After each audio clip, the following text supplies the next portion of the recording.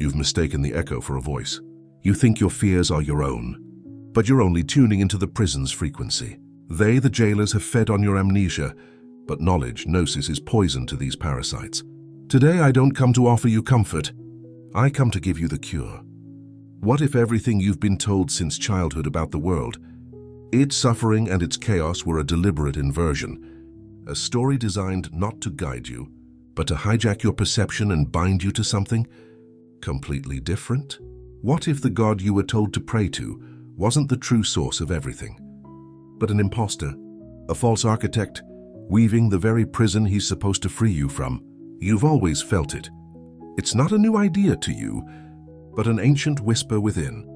That persistent feeling that something is fundamentally wrong, a sense that no matter how hard you try to follow the rules, the game is rigged against you. You've observed the world and seen that division, suffering, and greed don't fit with any idea of divine perfection. You were told the world was the way it was because of original sin and free will. But something inside you always rejected those explanations. They seemed like justifications. But the truth isn't just about that.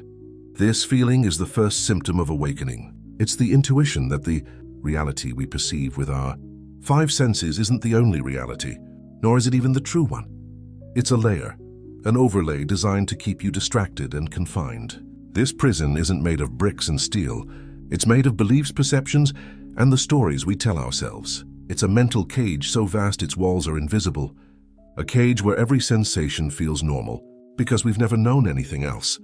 Like a caged bird that has never known flight, you were born within the system that confines you, so you assume that the bars of the cage are the entire world.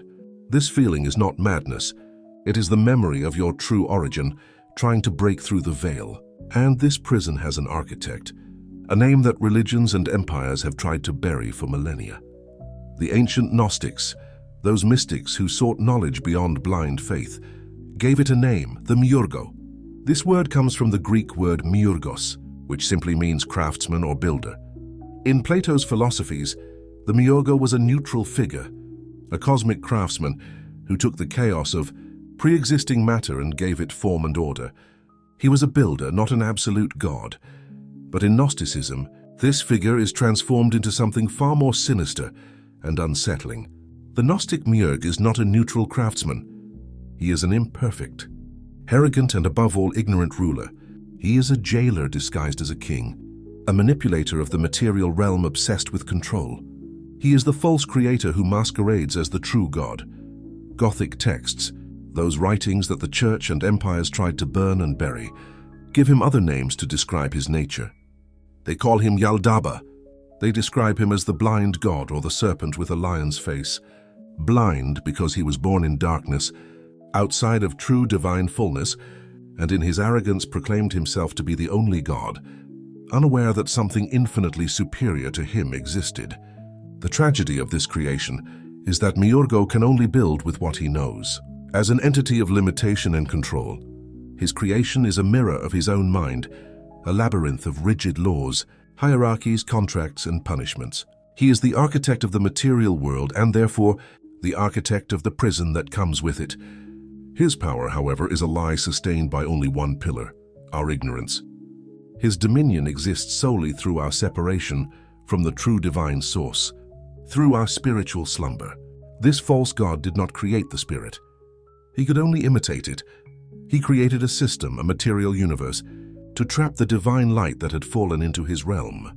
His goal is not to annihilate us, but to keep us here asleep, generation after generation, so that our worship and energy flow toward him, validating his false claim to be the only one. He is the jealous and authoritarian God who demands obedience, rewards submission, and punishes defiance, because deep down he fears that we will awaken and see through the lie. He fears that we will remember that we come from a place he cannot touch. The mere existence of these malevolent and negative beings in our world is a great mystery to the human mind. But the uncertainty and unease grow even greater if these negative forces were also present and active, not only here on Earth, but throughout our entire bodies. And since I suspect this is the case, it's a formidable mystery to me. Why do these negative forces exist? How can this be reconciled with the essence of a Father God? For me, that's a formidable enigma. This blind god not only created a material world, he created a control system based on his own energetic signature, a signature we measure in our watches and feel in our bones. Time to understand the mechanics of this prison, we must look to the stars, not in the modern sense, but as the ancients did. Elogis, in his aspect as architect of matter and time, has been symbolically linked since antiquity to a specific planetary power. Saturn, known to the Greeks as Cronus, the Titan who devoured his children. Saturn is the guardian of time in its most severe and malevolent aspect, which is the one that interests us. Saturn is the enforcer of limits, the one who measures your days, the one who confines the infinite spirit in a finite form and tells you, you will go no further.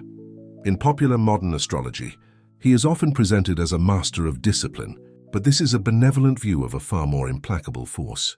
In the context of the Gnostic prison, Saturn is the crystallizer, the force that takes the living, fluid and ever-changing, spirit and transforms it into fixed and rigid matter.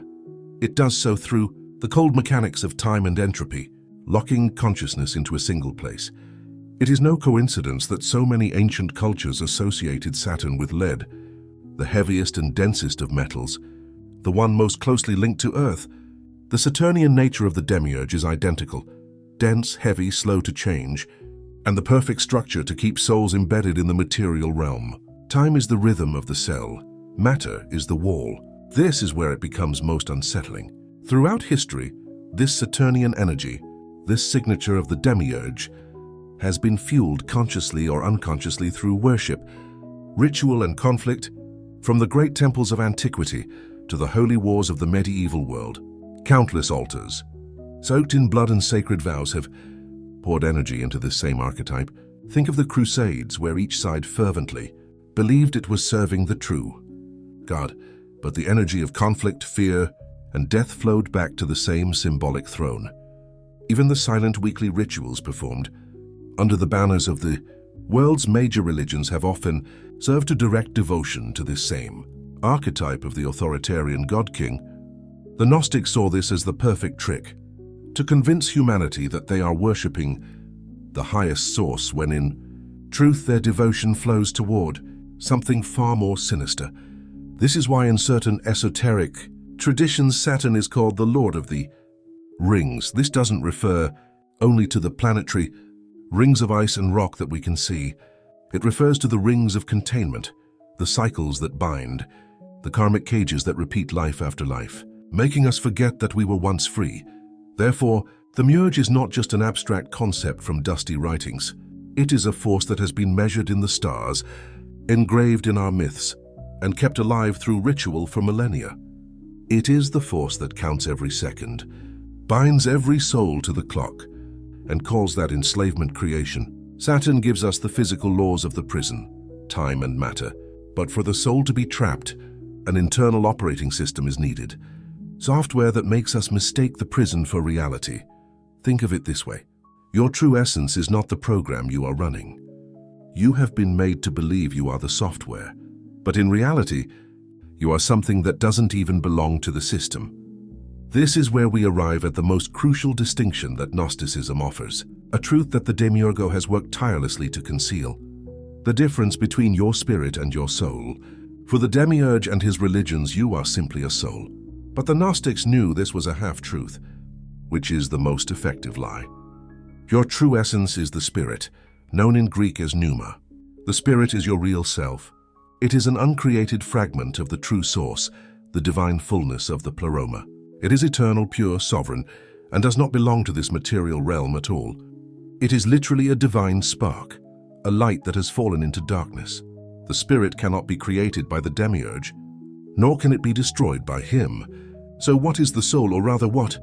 The soul is the vehicle, the suit, or the interface that your spirit is forced to use in order to operate within the Demiurge's system. The soul is what experiences this world. It is what feels fear, desire, joy, and pain. It is what thinks, what forms a personality, and what is programmed by society, culture, and family. It is the soul that accumulates karma, scars, and attachments from its experiences in the material world. The Demiurge's objective is simple and terrifying. He knows he cannot destroy your spirit. His objective is therefore much more subtle. He must ensure that the spirit never realizes what it is. His goal is to permanently chain the divine spirit to a programmed soul until the identification is complete. The system is designed so that the spirit, looking through the eyes of the soul, looks in the mirror and says, "This is me." This process is the spiritual calcification we were talking about. It's the work of Saturn. The system, through time, repetition, and trauma, hardens the soul around the spirit, crystallizing it. Every belief you accept without question, every fear you obey, every label you adopt, adds another layer to this crust. The goal is for the light of the spirit to become so deeply buried beneath the dense personality of the soul that it forgets it was ever light. This distinction is crucial. The system wants you to confuse your soul with your spirit. Have you ever felt that inner tension? As if one part of you were eternal and untouchable, while another was trapped in fear and drama. Tell me in the comments how you perceive this duality. This software is brilliant, but such a vast operating system needs programs to ensure that no one uninstalls it. It needs control agents. Demiurge, in his arrogance, doesn't act alone. Just as a king has his court or a general has his army, the false architect has extensions of himself. Second-order beings who lack the divine spark. They are the administrators of the system, the executors of its limited will. Gnostic gave them a name, the archons. This Greek word means rulers or principalities. They are the powers that operate in the shadows of our reality, the true jailers on earth. It is vital to understand their nature. The archons are not like us. We are divine spirits trapped in programmed souls. They are something entirely different. In modern terms, they are artificial constructs. They are parasitic intelligences created entirely within the domain of the Demiurge. They lack the light of the pleroma. They lack spirit. Therefore, they cannot create, they cannot originate. Their existence is defined by imitation, repetition, and management. They are the soulless cogs in the great machine. Their function is that of agents of the matrix, a perfect modern analogy for their role. They are the defenders of the system's architecture, the suppressors of anything that threatens to break the code. They move through the system, reinforcing the crystal lattice of material reality. They ensure that the loops repeat, that the patterns of behavior are reinforced, and that the soul, no matter how far it believes it wanders, never truly leaves the labyrinth. And as artificial beings without their own light, they must feed. They cannot create their own energy, so they must harvest it from those who do. We, the archons, feed on our life force channeled through our emotional energy. This is where the structure of the world makes sense. The system is designed to provoke outrage, division, fear, anxiety, and lust. Every drop of emotional energy we pour into these manufactured dramas, every outburst of anger at the political theater, becomes fuel for their world. But they also feed on the other side of the coin: worship. Blind, pleading devotion directed toward the false god is the sweetest treat for them. They are energy parasites who manage the human farm for their king, but their most effective harvesting method isn't overt fear, it's subtle deception. The archon doesn't always present himself as a monster. Sometimes he presents himself as a savior. The greatest weapon of the Demiurge and his archons is inversion. Their signature is to take the truth and twist it. Their strategy is to paint the false as sacred and the sacred as dangerous. They will teach you to fear the inner path that would liberate you, labeling it heresy, madness, or selfishness, and at the same time, they will teach you to worship the external chains that bind you, calling them tradition, faith, or duty. This is where we enter the most dangerous trap of all, the false light. Not all archons are openly hostile. Some are incredibly subtle. They wear masks of light, offering mystical experiences, profound visions, channelings, or apparent miracles. They mimic the feeling of the divine. This is the essence of false spirituality, or the New Age trap. It feels good, it feels expansive, but it's still part of the cage. It keeps you dependent on an external figure. Any system that places a guru, an ascended master, an angel, a channeled entity, or a savior god between you and your direct, internal connection to the source is suspect. It's simply a more comfortable and better decorated cell, but it's still a cell. The archons are happy to play at being spiritual guides, as long as you remain the one being guided. ensuring you never reclaim your own divine sovereignty. But this brings us to the most important question. If this world is a prison, why do we experience so much beauty? What about a sunset over the ocean? The complexity of a flower? The profound connection of music? Or the unconditional love we can feel? If the Demiurge is imperfect and arrogant, how could he have created this? The agnostic answer is devastating and liberating at the same time. He didn't. The beauty, love, truth, and compassion we experience in this world are not the creation of the Demiurge. They are the residue of the true source. They are the echo of the pleroma, the home from which we fell. It is the light of your own divine spark, your spirit, recognizing the same spark trapped in other people and in nature. This beauty is the light of the source shining despite the prison. Like veins of gold trapped in a worthless stone, herein lies the ultimate deception of the Demiurge. He cannot create this beauty, yet he takes credit for it. He points to the sun, which is a reflection of the true light, and says, "Behold the world I created for you." He points to love, which is the echo of the source, and says, "Love me and obey me for this gift." He hijacks the innate beauty of the spirit and uses it as bait to make the soul worship the jailer, thanking him for the very existence of the prison. These cosmic and spiritual archons are at the top of the hierarchy. But how does this control structure operate in your daily life? How does the archon touch you each morning? The prison is not just a philosophy to be debated in mystical circles. It is a practical, mundane architecture. The archons are not merely cosmic entities in distant realms.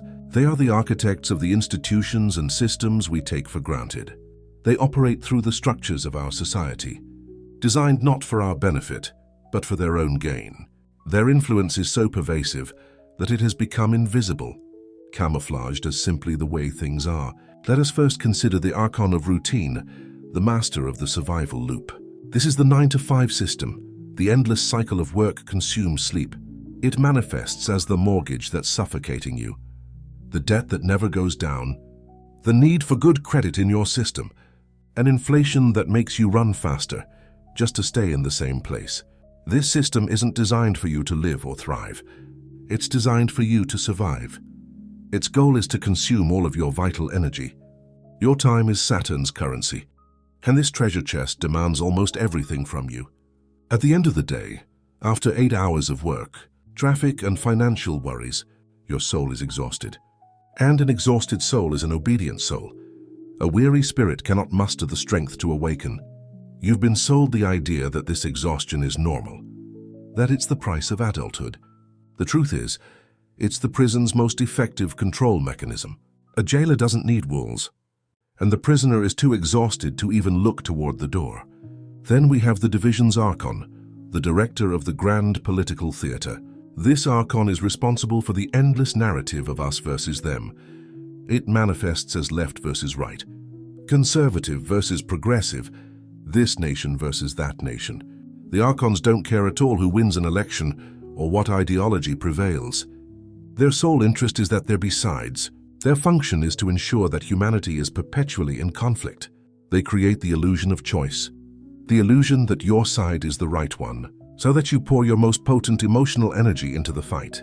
They feed on your outrage, your fear of the other, your sense of justice and your hatred. This system keeps us fighting horizontally, human against human. As long as we are busy attacking each other, we will never use that energy to look vertically upward, toward the source from which we came. It has been programmed to believe your political identity is vital, but it's just another soul label the archon uses to harvest your light. Finally, there's the archon of distraction, the master of constant noise. In ancient times, it might have been the Colosseum. Today, it's the screen in your pocket. It's the 24/7 news cycle, the endless scrolling on social media, the constant bombardment of entertainment and opinions.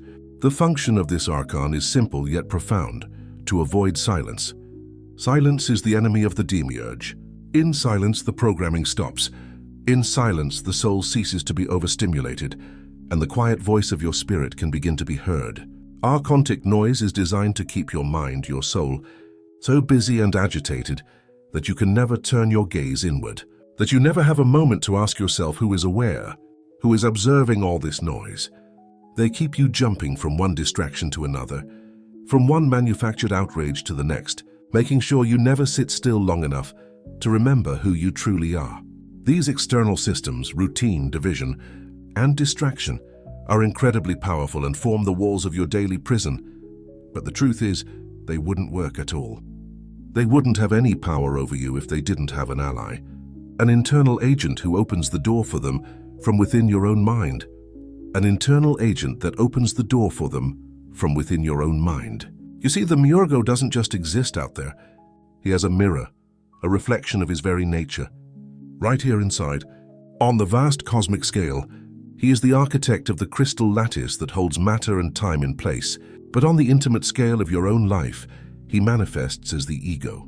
The ego is the inner jailer. It's the organizing force that structures your personal reality using the same tools as the Demiurge: labels, roles, fears, and attachments. If your spirit is the divine spark, that fragment of the source that shines within you, the ego is the crust that has formed around it. It is the hardened shell, built brick by brick through years of programming, survival wounds, and the scripts you've been given. The ego is the self you were taught to create. The real chain isn't physical. It's identification. The Demiurge thrives the moment you, the divine spirit, identify with your mask.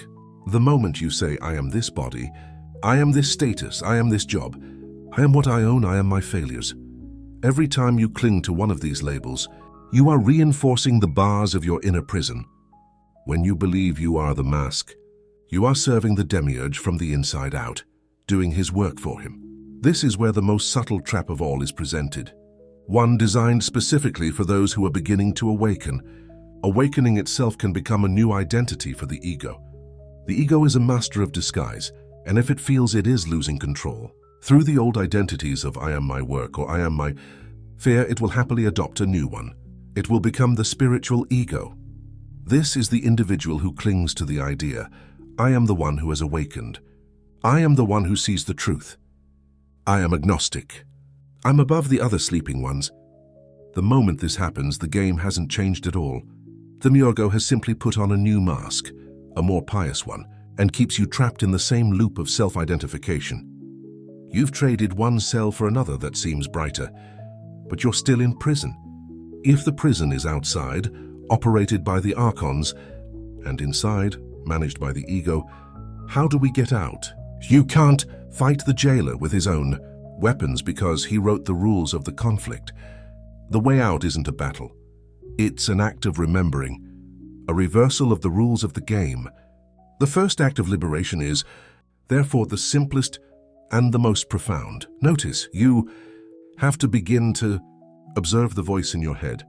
Notice when your thoughts are driven by fear, competition, the need for validation, or the urge to prove you are right.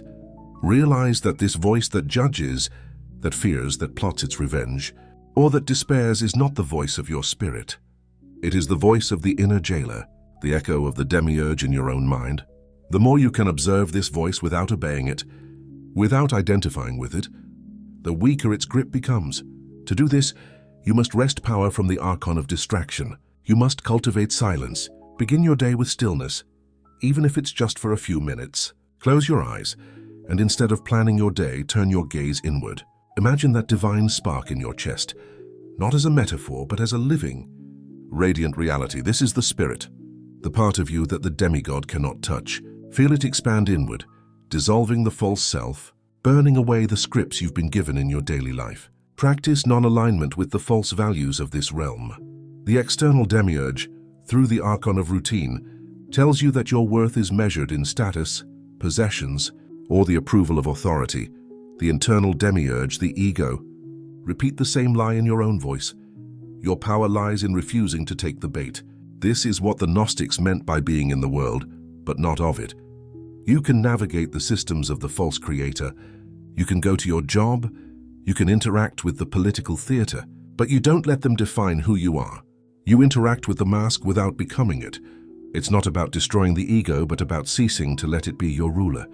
It becomes a tool, not the force that drives you. This is where the true mechanics of escape are revealed. They are contained in two concepts, karma and dharma. The rulers of this realm, the archons, are known as the lords of karma.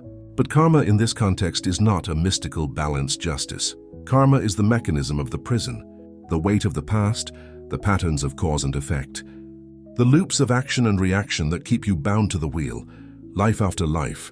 Karma is the domain of the programmed soul that reacts to the Demiurge's stimuli. The way out is Dharma. If karma is the past, Dharma is the open space of the present moment. Dharma is pure sovereignty. It is the place where you are not acting from programming or memory, not from fear or desire. It is the moment you act from your direct connection to the source. Like the spirit operating through the soul, the moment you stand there, fully in the now, the karmic machinery stops. The archons have no script they can use against you, because their scripts are based on your past reactions.